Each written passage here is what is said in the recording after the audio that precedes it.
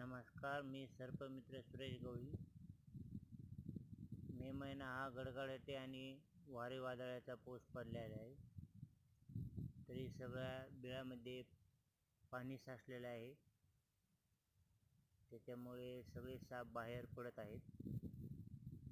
जरी असे कुणाला साप बाहेर आढळून आल्यास व आपल्या घरात आढळून आल्यास लगेच जवळच्या सर्पमित्र यांना कॉल करावा.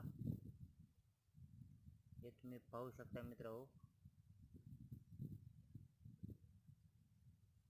साप बिळातून बाहेर आल्यानंतर असे मुंगसाचे वगैरे आणि बाकीच्या मनुष्यांचे मारले जात आहेत.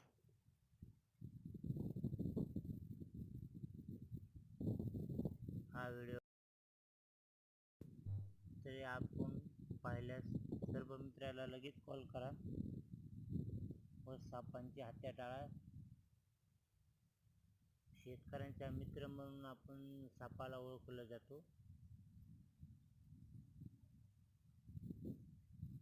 नमस्कार.